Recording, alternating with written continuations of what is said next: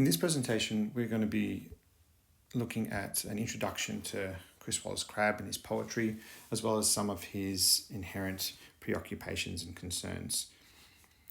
This presentation is also embedded in your Google Sites, so you're able to go back to it whenever you need to. So to begin with, just a little bit about Chris Wallace-Crabbe. So he was born in the inner Melbourne suburb of Richmond back in 1934. His father was a journalist and his mother was a musician, a piano major. He attended Scotch College and then attended the University of Melbourne, graduating with a Bachelor of Arts in 1956 and then a Masters of Arts in 1964. Wallace-Crabbe became Melbourne University's Locke Fellow in Australian Literature and Creative Writing from 1961 through to 1963. And then over the next decades, he became Reader in English before being promoted to a personal chair in 1988. He was Harkness Fellow at Yale University between 1965 through to 7.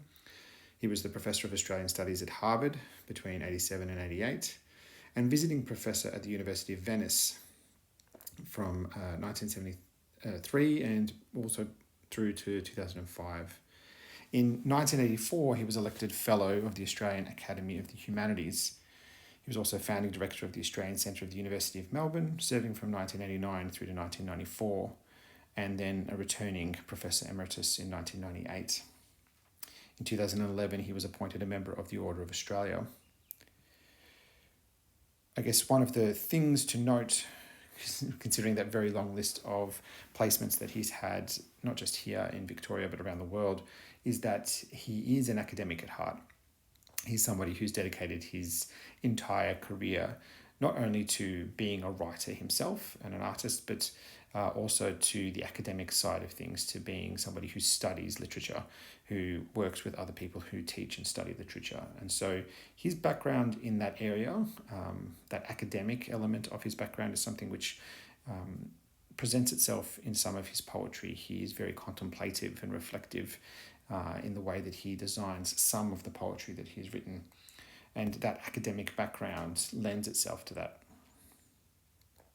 Wallace-Crabbe began publishing poetry while he was still an undergraduate, so while he was still studying his Bachelor of Arts, with his first book, No Glass Houses, appearing in 1955. He's gone on to publish many volumes, attracting a number of prizes, including the Grace Levin Poetry Prize in 1985 for The Amorous Cannibal, the Dublin Prize for the Arts and Sciences in 1987, and the Philip Hodgins Memorial Medal in 2002. His selected poems, so 1956 to 1994, won both the Dinnie O'Hearn Poetry Prize and the Book of the Year Award in 1995. Frequently set in Melbourne and generally urbane in tone, his poems range widely in theme and subject, from the political to the personal. Wallace-Crabbe also has edited many anthologies and collections of essays and published a number of collections of his literary criticisms and essays. In 1981, he also published a novel called Splinters. This note here about the fact that quite a number of his poems are set here in Victoria and in Melbourne, and that they have that urbane tone, so that they're set in the cities and they're looking at different perspectives of the city. Something to note and something to keep in the back of your mind as we progress through his poems. That other note there about the fact that it's both political and personal, the way that he goes about his writing, and sometimes you see a fusion of both of those things, but quite often we see one or the other coming to the fore in terms of one of the broader themes in the poetry that he's writing. So in 2013, there was a symposium to honour the life and work of Chris Wallace-Crabbe at the University of Melbourne, and it was entitled Travelling Without Gods, Chris Wallace-Crabbe in Conversation with Australian Culture. And the symposium was accompanied, in essence, by a collection of papers, panel discussions, interviews, musical performances, a display of artists' books and manuscripts, and Chris Wallace-Crabbe reading his poetry himself. Participants included many well-known writers, musicians and artists. And then the next year, a book entitled Travelling Without Gods was published. And this was an interesting collection in the sense that it attempted to encapsulate everything that is Chris Wallace-Crabbe. He's not just a writer and he's not just an academic. He does have a really strong background in the broader arts. The fact that his mother was a musician herself meant that he also had a really passionate understanding of that element of the artistic world, particularly here in Melbourne. This collection that was published, it contains a brief biography about Chris Wallace-Crabbe, which we've included an excerpt here for you. As we've mentioned, he was born in 1934, and after leaving school, he worked at the Royal Mint in Melbourne, then at diverse jobs, and after graduating, he became the Lockyer Fellow in Australian Literature and Creative Writing at Melbourne University. So when we look at his poetry, we can see that there is in some of them also this contemplative didactic approach. So he talks about not just the big ideas that he's concerned with, but also the process of writing itself. And in essence, that comes a little bit from his positioning as somebody who was teaching and lecturing on creative writing whilst at Melbourne University.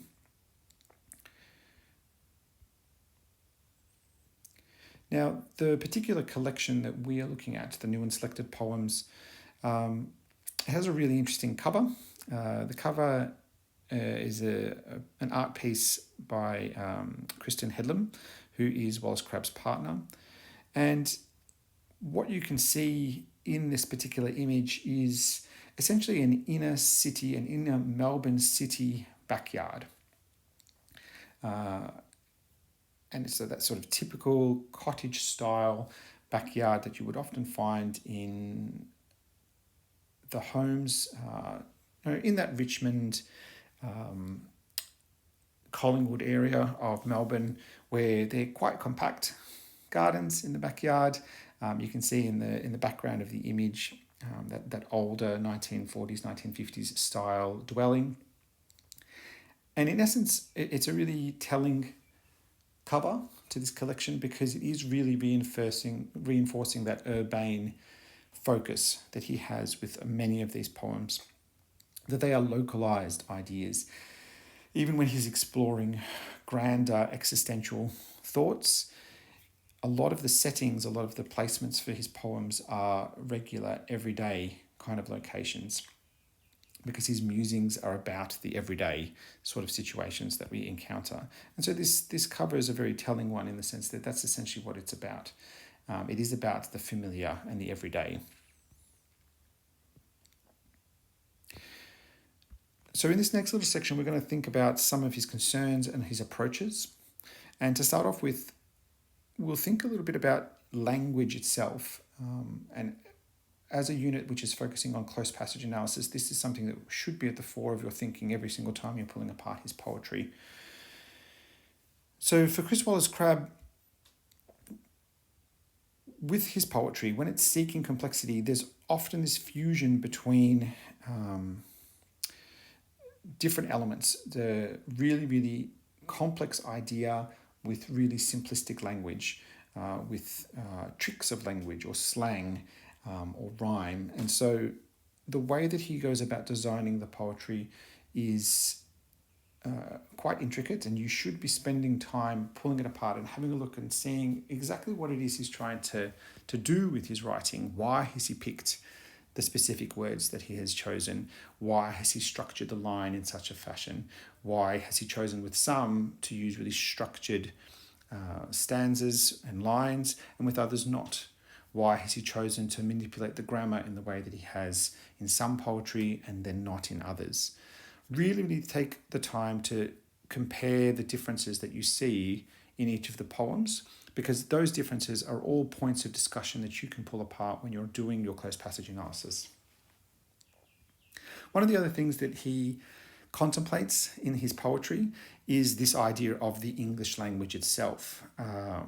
English as the imperial language, so the language or the mother tongue of Britain, is the language of Wallace-Crabbe's youth. This is what he was raised in and what he was educated in.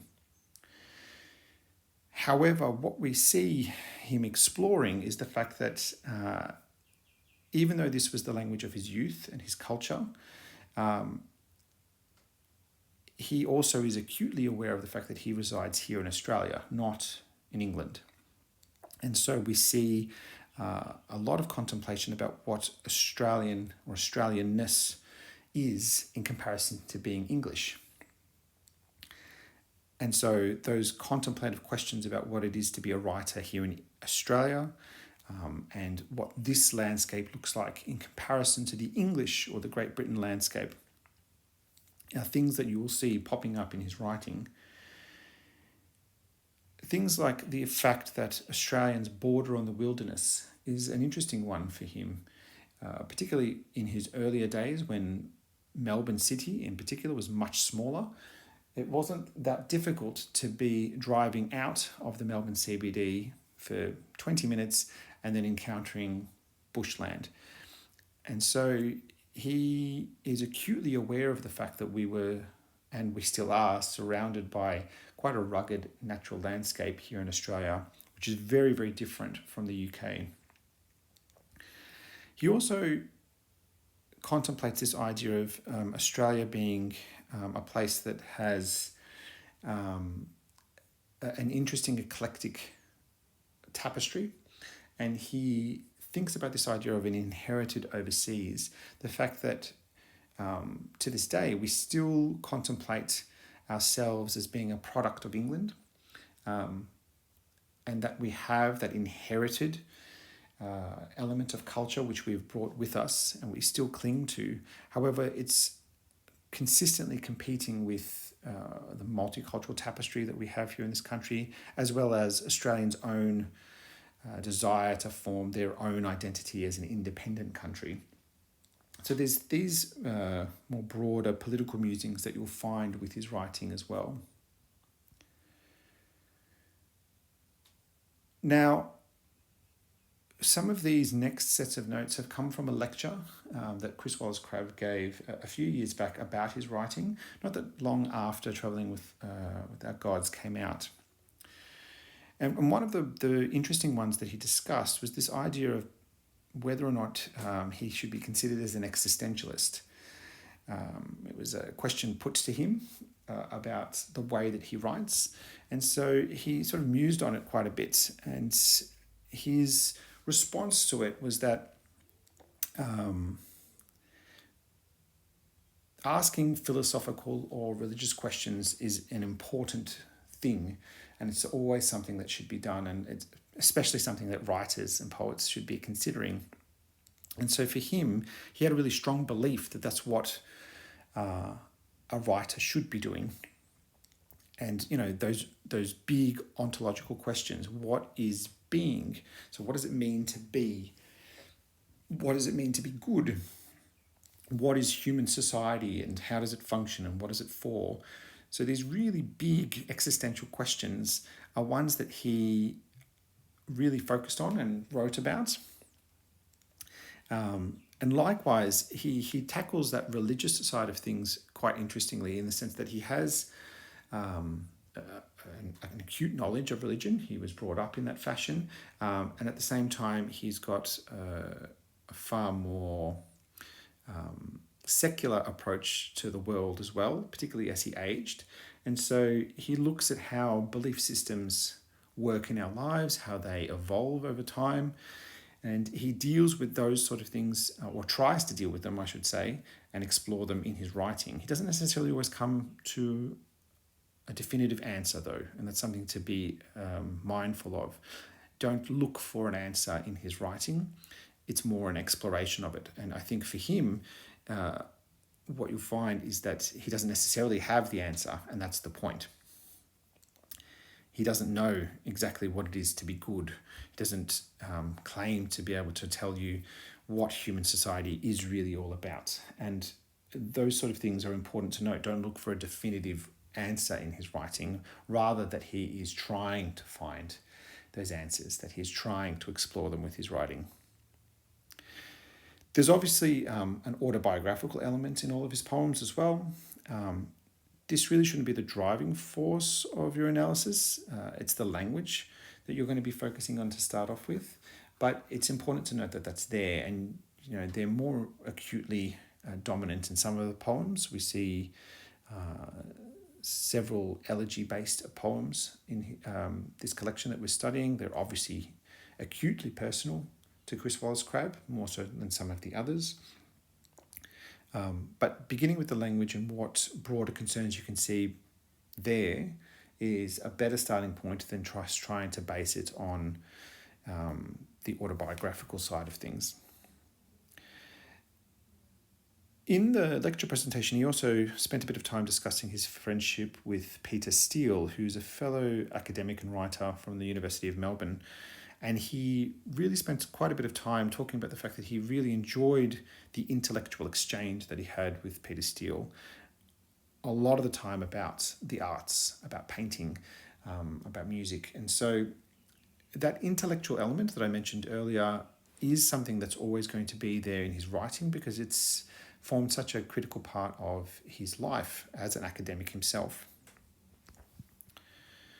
The fact that they often disagreed about things is a really important note. As I mentioned before, don't necessarily look for a definitive answer in his poetry because that's not necessarily what his poetry is about. It is about the exploration itself. And so when you are pulling together the different ideas that you can find within his poetry, keep that in mind, that there's not necessarily going to be something concrete or definitive that you can grapple, rather the idea and the debate that is going around that idea. Now, as I mentioned, there is that sort of tension between Mother England and New Australia, and the post-colonial reading of his poetry is a particularly valid one. He does look at it through this post-colonial lens, particularly as he's aged, thinking about the way that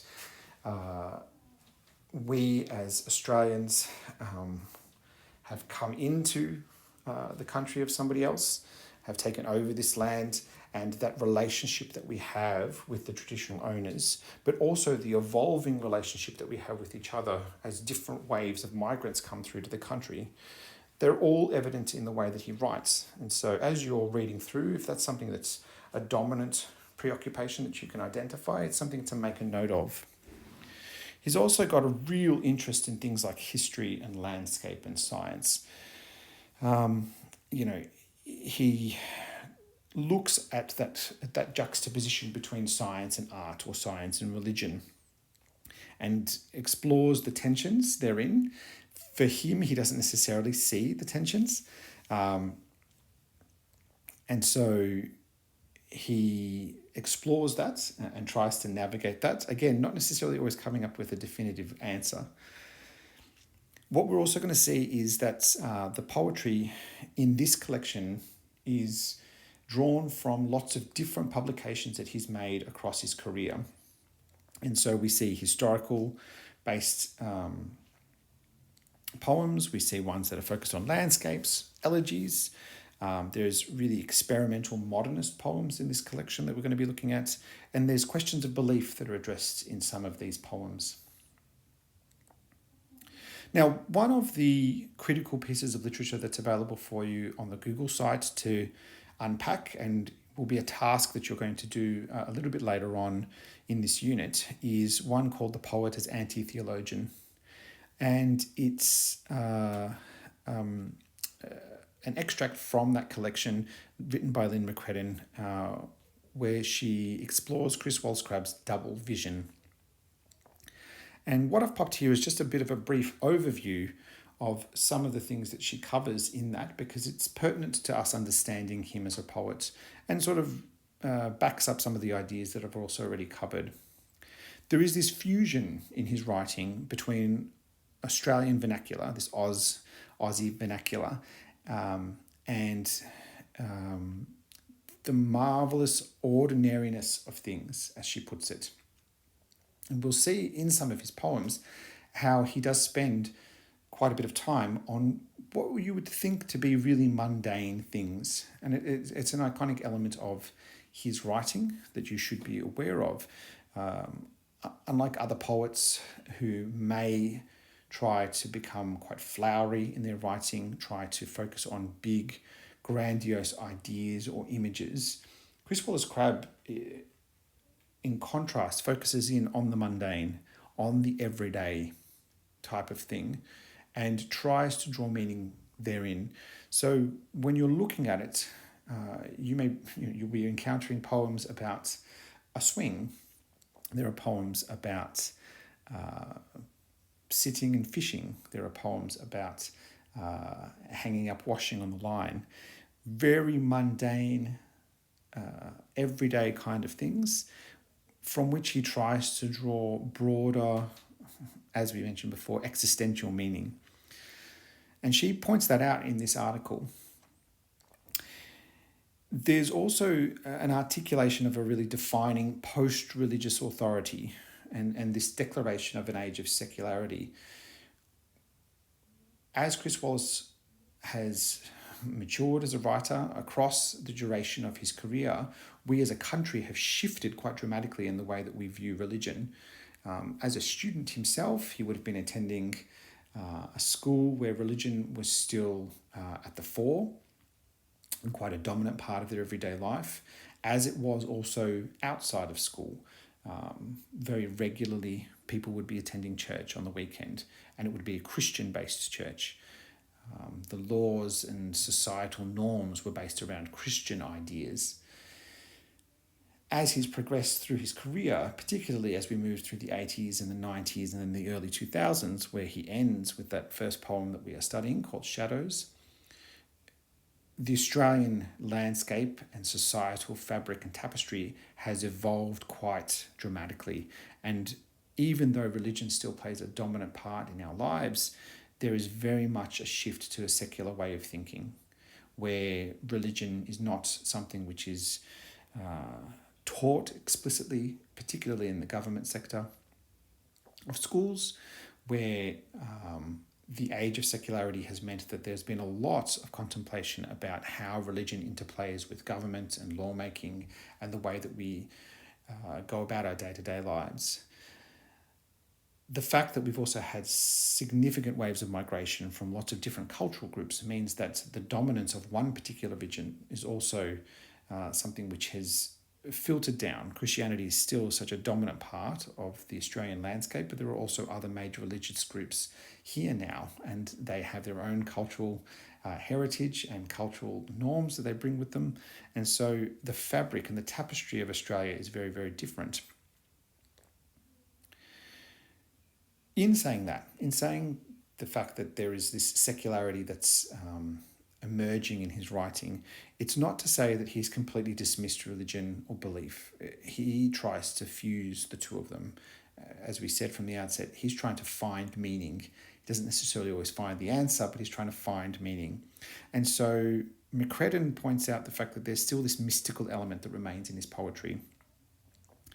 And we are left to decide what to do with it. Do we follow that path of religion or mysticism that creeps into his writing, or do we take the more logical, secular approach with the ideas that he's trying to explore in the poem?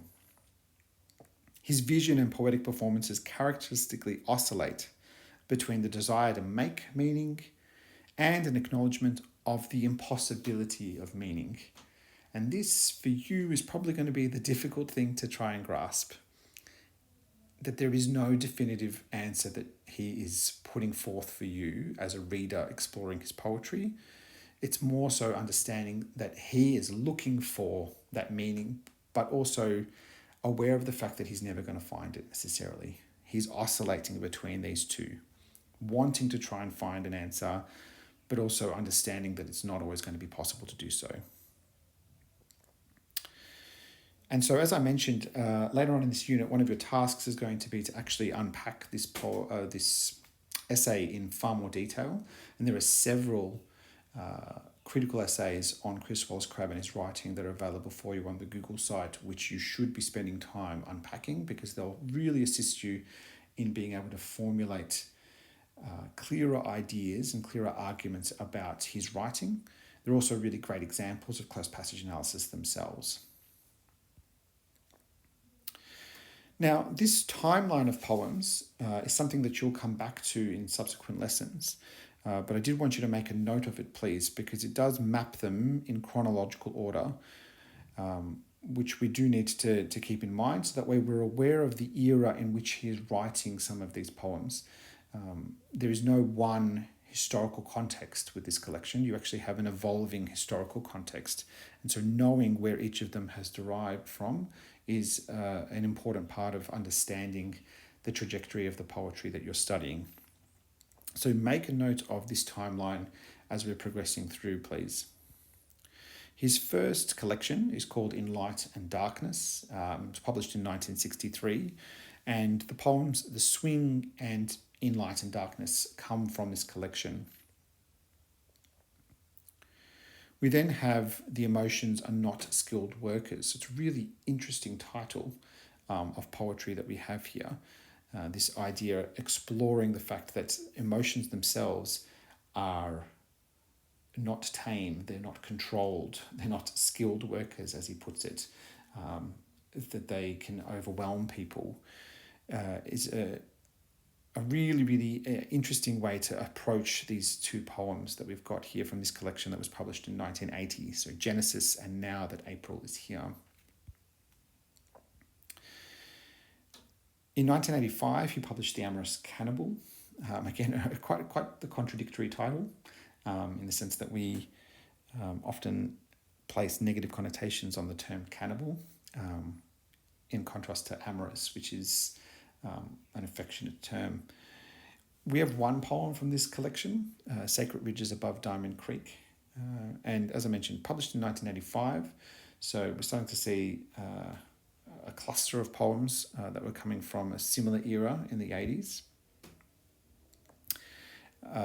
I'm Deadly Serious presents us with probably the most contemplative and existential poem in this collection that we're going to study, which is The Thing Itself, and I'll come back to this in a minute.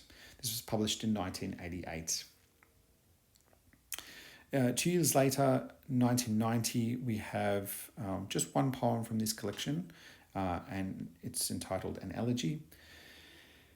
And the title of this collection, For Crying Out Loud, again, it's a really telling title to the group of poems. It's an Australian colloquialism in and of itself. We say that, for crying out loud quite a bit, in exasperation often, but he actually means this in a literal sense. He's actually, in a sense, a state of mourning at this point in time in his life. And so the title For Crying Out Loud is actually quite apt. And when you start to explore an elegy, you'll see that raw emotion in the way that he approaches the content and the topic. 1993, we've got two poems from Rungs of Time, Sunset Sky near Cooper Pedy, as well as Reality, another one of the elegiac poems that he's written. And then I guess the one of the latter ones, so 1998, Whirling, quite a number of poems that are available for us to take a look at in this one. Erstwhile is the final elegiac poem that we're going to look at, and again, quite a raw, emotive poem. Timber, The Rescue Will Not Take Place, and one of the more interesting ones, one of the more politically charged ones, if you like, Chobentan Richmond, which we'll look at as quite a contemplative musing on what modern late 90s Melbourne looks like. One of the adjacent ones that we'll look at as part of one of the practice responses is At the Clothesline from the Domestic Sublime. This is an interesting one. We won't get into a lot of detail with this particular collection of poems, but it's an interesting one for you to look at in the sense that it really does look at the most mundane of things, the most mundane domestic things, and try to draw more broader existential meaning from that. And so it's an interesting collection to have a look at.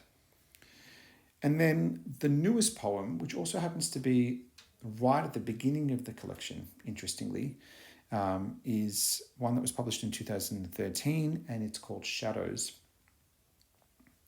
So that's the broader collection of poems that we're going to be considering. There's often, obviously, an entire book of poems. And to broaden your understanding of his writing style, it pays to be spending a little bit of time reading other poems within the collection beyond the ones that we are considering. So that way you're really familiar with his style and the broader ideas and concepts that he's looking at. Now, as I mentioned earlier, there's certain groupings that we're going to be considering with the way that he writes. So here's quite a number that are landscape focused. So the swing, Now That April's Here, the Sacred Ridges Above Diamond Creek, the Sunset Sky Near Coober Pedy, as well as the Richmond poem.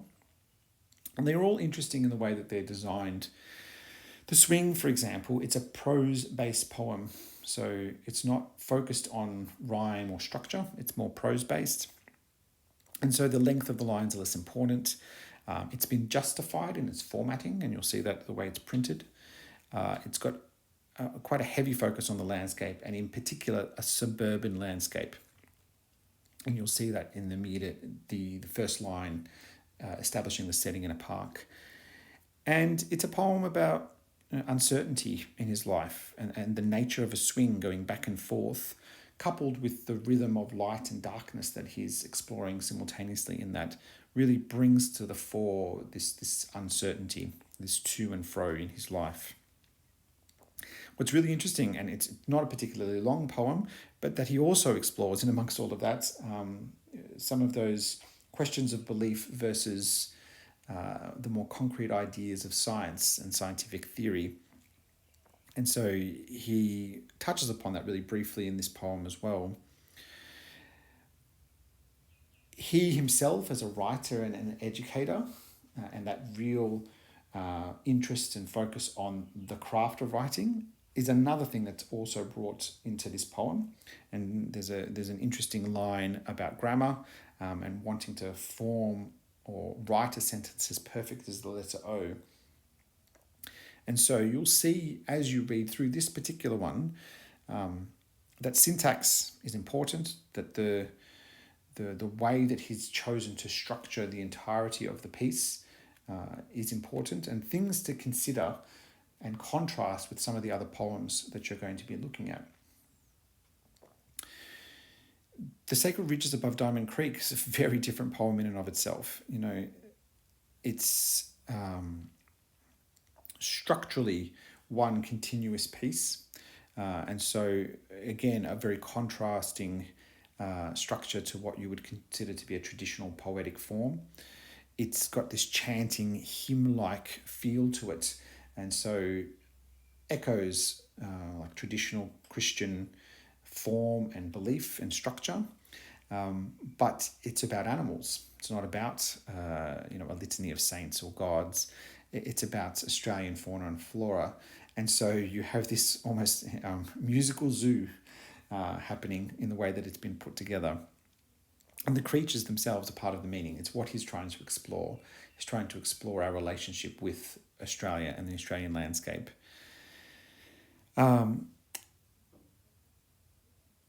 With this particular poem, it's interesting in the sense that he's designed it in this hymn-like fashion. And so you then have this connection or a reference to songs and verses and the similarities between the two. And so when you look at this poem in comparison to some of the other more structured poems, consider the way that he's drawn this poem together and the long continuous form of it versus some of the other poems that have far more concise, structured elements to them. With this and some of the other poems that you'll see in this grouping, the onomatopoeia is another element that's quite important. The sounds of the words are things that he's considered. He often edits his poems, or he's spoken about editing his poems to refine the particular sounds that are used at particular times within each of the lines or the verses. With this particular poem, The Sacred Ridges, there's also a broader moral message that he's trying to make. So we see him as a poet trying to explore a variety of different things with each of his poems. And so you, as somebody who's then analysing the poetry, you have a lot of different things that you can hook into. If you're not necessarily interested in exploring the broader existential things that he's trying to talk about, you could be focusing instead on the more political messaging that's inherent within his writing.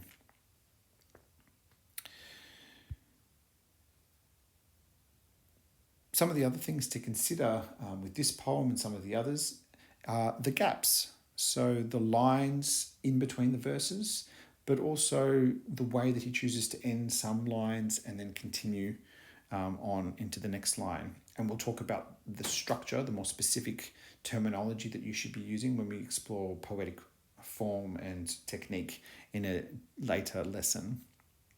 But these gaps are just as important as the overall interpretation of the writing itself. So don't forget that they're there, because there's something that you can be discussing.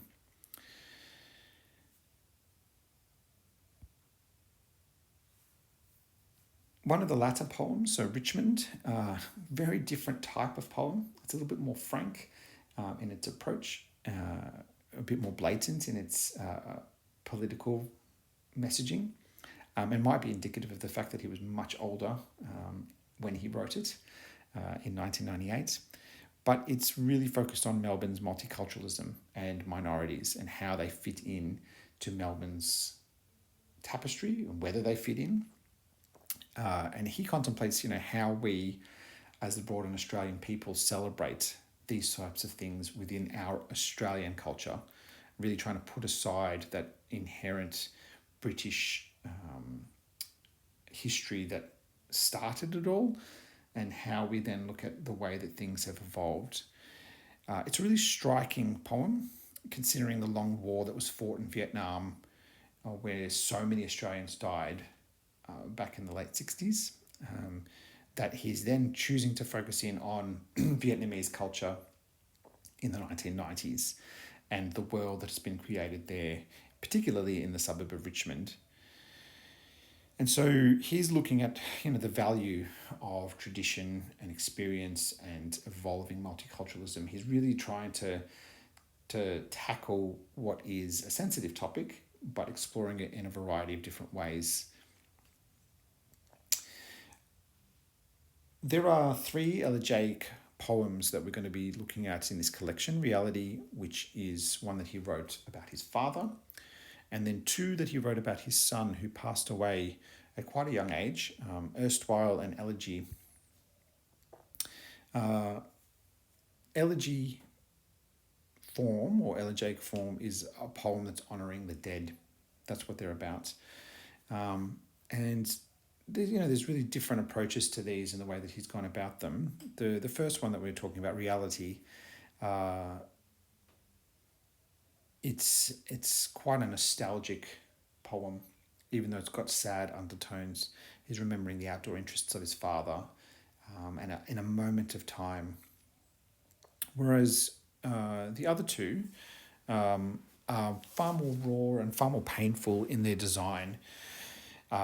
Erstwhile is a really interesting one in the sense that it's quite an archaic term. We don't use that anymore, but it's WallaceCrabbe's attempt to try and put a name to how he's feeling about his son and that he's no longer there. And it really does show the struggle that he was feeling with what was a really painful moment in his life, that recent death of his son. And that's where you start to see some of those questions of belief come to the fore, where you see those more existential questions about what it means to be. Those things are coming to the fore in these poems.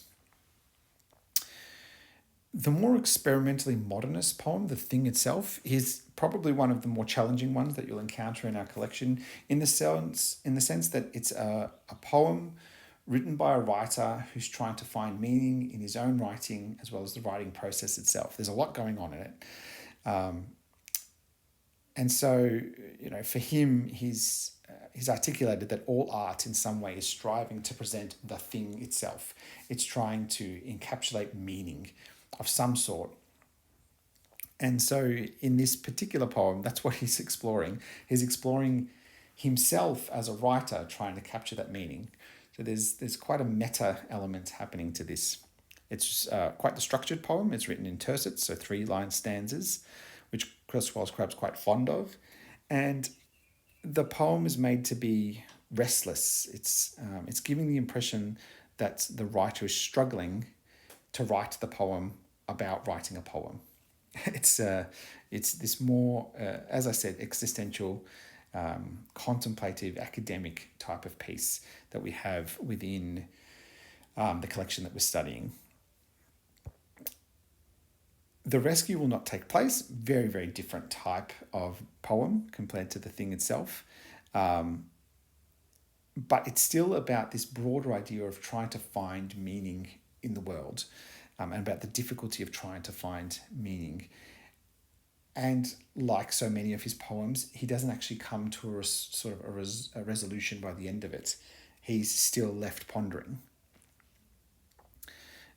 The syntax is a really important part of this particular poem, so the structuring of the sentence, because he chooses to deliberately use weak syntax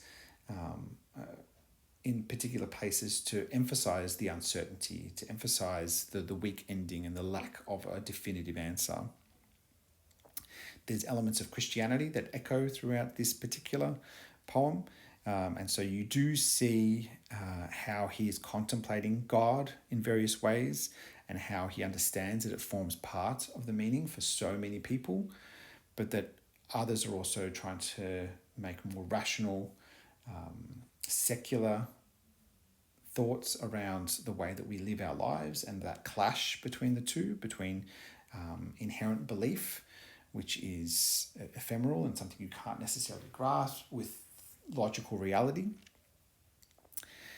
And that's idea that where does religion fit in, how does it fit, is something which is exploring in this poem as well. There's also inherent within a lot of the poems this idea of playing with light and dark. He tends to do it quite a bit. It's literal in the sense that he writes about light and dark settings, but he's also then contemplating the connotations of light and darkness that are inherent in things like religion. So in the poem entitled In Light or Darkness, there's an interesting structure. Each line gallops along. It's quite a flowing poem. There's heavy caesura in each line in that they flow into each other.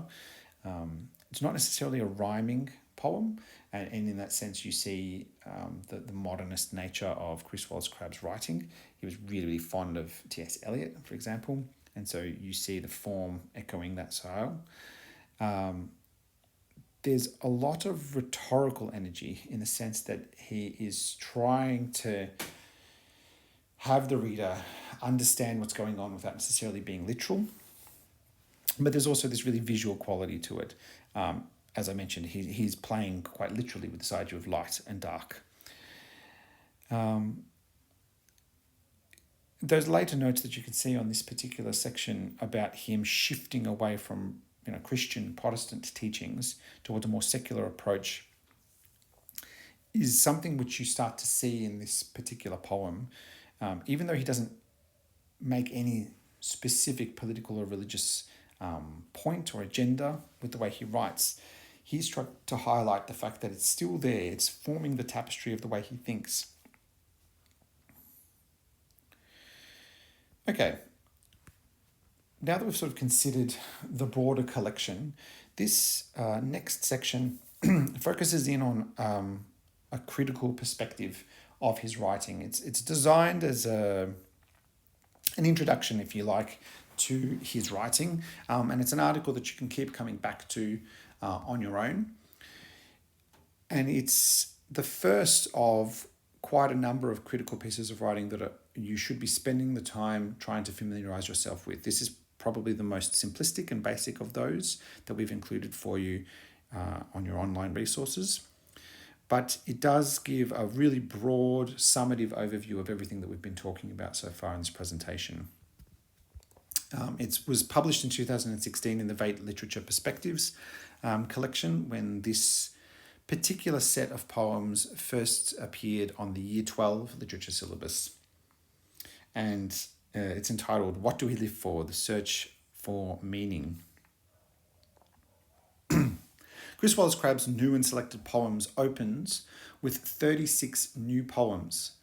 Then the selection is arranged in chronological order, but moves from his earlier collections to his most recent ones. This is an interesting choice when we are thinking about Wallace-Crabbe's poetry as a whole from this diverse assortment, trying to discern patterns, commonalities, and a unifying vision developed through his verse.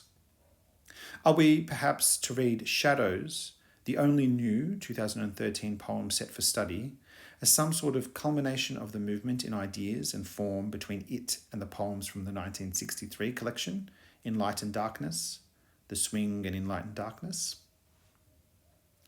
A reading of Chris Wallace-Crabbe's poetry, and especially of the 15 set poems, leaves us with the impression of an enormous range of form and subject. In this perspective, I've chosen to take a ramble through the set poems, excavating into the depths of some, whilst attempting to discover patterns and recurring ideas and forms that might help students with their own analyses. At the heart of the poetry of Chris Wallace-Crabbe, there appears to be a contradiction in that there seems to be a dichotomy between an intense sophistication of perception as he investigates the nature of human existence, and a language that can be deceptively informal in a voice at times chatty and even inconsequential. What is notable about all these poems, despite the broad range of subject matter and form, from prose poem to elegy to spare tercets, is their cerebral quality, in which complexity is often achieved and expressed in the most simple of terms. This spare simplicity, however, is far from uncomplicated, as we see epitomized in the titles of his collections, many of which exhibit a tension between a comfortable, familiar idiom and a bleaker metaphysical meaning. So, for crying out loud is recognizable, a saying that is so cliched and familiar that to exclaim it causes no great alarm. But the words themselves, stripped of their slangy, mundane, almost knee-jerk recognition, are confrontingly agonizing, evoking a visceral pain that must be howled out. And it is in this collection that we find poems such as An Elegy that invoke feelings of such pain, expressed in such a controlled way that the effect is almost unbearable. There is no doubt that Chris Wallace-Crabbe is an extremely erudite poet, and students will gain insight into the complexity of his ideas by exploring the many allusions and references he makes. The apparent simplicity and transparency of some of the poems is deceptive. An example of this is The Thing Itself. Wallace-Crabbe derives its title from Shakespeare. In the elemental wildness of the storm-racked heath, King Lear addresses the houseless Edgar as the thing itself, unaccommodated man. Here, Wallace-Crabbe equates new sentences with the essences of life. At the Clothesline is From Telling a Hawk from a Handsaw. This title is a line from Hamlet, when the prince is warning Rosencrantz and Guildenstern that he is only mad north-northwest. When the wind is southerly, the hunter has the sun at his back and can clearly see and easily distinguish between birds, hawk, or handsaw. He is not dazzled as he would be if the wind is northerly.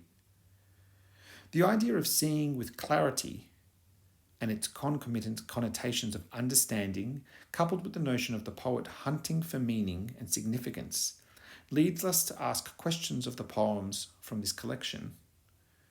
At the Clothesline is part of the domestic sublime sequence, and like the sequence's title, fuses the earthy mundanity of the domestic with a transcendental vision of life's fleeting quality, of grief for life or for those no longer living, and of something that endures.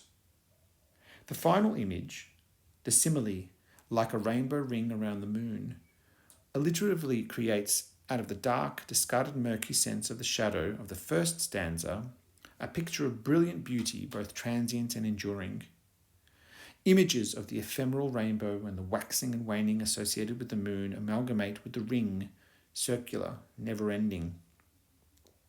This distilled insight, emanating from the most ordinary of daily experiences, gives rise to most extraordinary perceptions as well as to a powerful sense of the consciousness that produces this poem. Wallace-Crabbe has said, "I think I, and my poetry, have had to deal with a great deal more about loss in later life.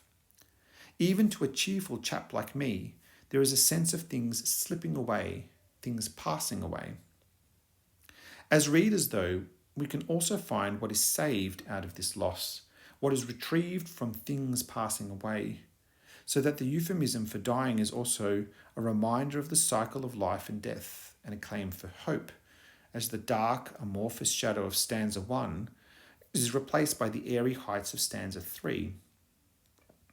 In At the Clothesline, the tentative tone, "I'd thought," and images of hopelessness, fallen, flat, nothing, combined with the sense of loss evoked by the past tense, loved, vanished, folded, and the inexorability of the participles are replaced in the third stanza by the present tense, in which, although the poet cannot stem the tide of time which inevitably brings death, he can retain a rainbow ring.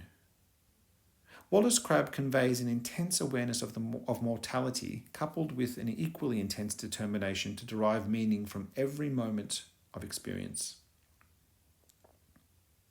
In 2014, Chris Wallace-Crabbe was honoured with a Festschrift. Festschrift is a German word meaning festival writing, used to mean a collection of essays written by various authors in honour of another author or scholar. The title chosen for Chris Wallace-Crabbe's Festschrift, Travelling Without Gods, a Chris Wallace-Crabbe Companion, gives us insight into one of the poet's major preoccupations. His poetry is spiritual. He searches for meaning consistently, but this meaning, he suggests, is not to be found in a God, but in ourselves and our perceptions and experiences of every aspect of our world.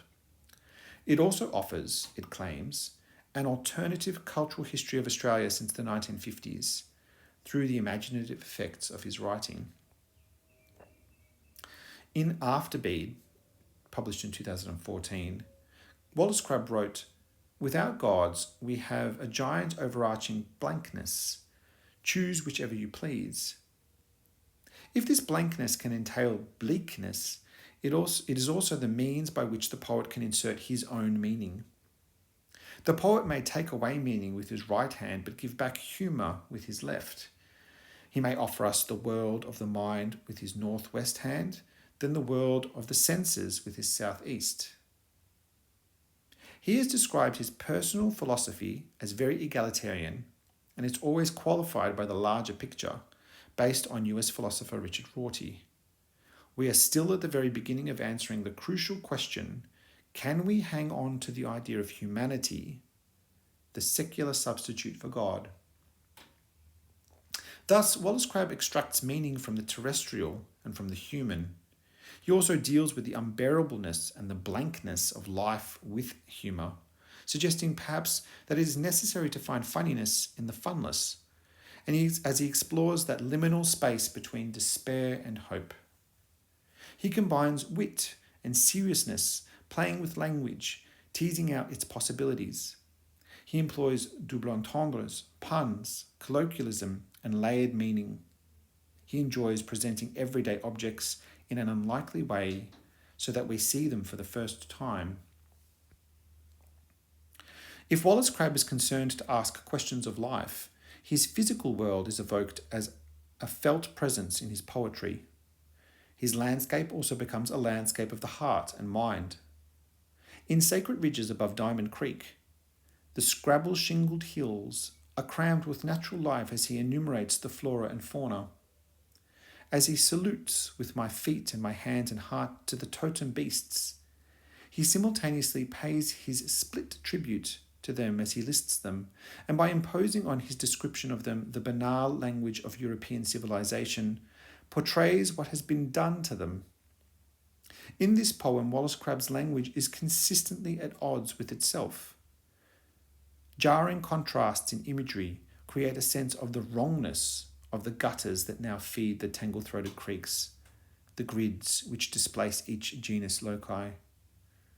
Mr. Fox in his red hunting coat. The phrase scrabbled shingled hills implies the scratchy harshness of the environment, but also suggests the hard, square, white tiles of the Scrabble game and the regular shapes of roof shingles. The poem is dedicated to Les Murray, and there are superficial echoes of some of Murray's celebration of nature's intrinsic selfhood. For instance, in a poem like The Broadbean Sermon. But in the opening line of Sacred Ridges Above Diamond Creek, the voice tells us, I want to make some kind of gesture of alien response. So that the duality of the desire to salute is in tension with the very words he must use to do so. The poem becomes an imaginative act of homage to a natural landscape, a very particular one which is brought into being by WallaceCrabbe's list of names, in which the final line is almost an act of obeisance, after recognizing that, as a poet, he cannot divest myself of this curious tongue. Similarly, in a later poem, Timber, the final and 9th part is a list in which the poem names the timbers: ebony, balsa, oak, mahogany, bow tree, tea tree, pepperina, red cedar, blackwood, glatsbury thorn, hemlock, mulga, sandalwood, yew. This list of names becomes a litany. The poem trickles away, the long sound of yew, a tree associated with eternal life stretching out into the future. WallaceCrabbe's landscape is also an urban one and a cultural one. His response to it is as sensual as it is to his physical landscape. Melbourne paradoxically provides WallaceCrabbe and many of its literatures with an unusual sense that one resides in a civilized and civilizing enclave. This is particularly so of the poem Chobantan, Richmond, an evocation and celebration of Little Saigon, written in such lush language that the final lines, pointed and sharp in shape and sound, concentrate on the jarring hate, which shockingly is the word left to resonate. It does not overpower the earlier images of the Sunday-esque, with tots adhering to balloons, the summer cottons which tootle as I flower, but is a stark rebuke to some of our dear fellow citizens. The sarcasm of dear jolting, but not outweighing the vibrance, quirky liveliness and sheer floating joy of the first 6 stanzas. The isolated single-line stanza, to parking spots under the friendly trees, links back to the opening line where the generous plane trees have embowered, so that the last stanza seems all the more wrong, threatening the mood of joie de vivre, but not negating WallaceCrabbe's suggestion that these communal festivities are integral to our shared experience. Here, as elsewhere, the poet's voice is gentle and warm, yet he meticulously refuses to accommodate or accept that which he sees as immoral or inhuman. We are left with a sense of a man and a poet who is, like Atticus Finch, civilized in his heart. In his poetry, Chris Wallace-Crabbe fuses feeling and intellect, precision and nebulous emotion as he reaches out for the ghosts of truth, for what merely is, and whose verse does glitter, articulate, strum and diversify. It is the thing itself.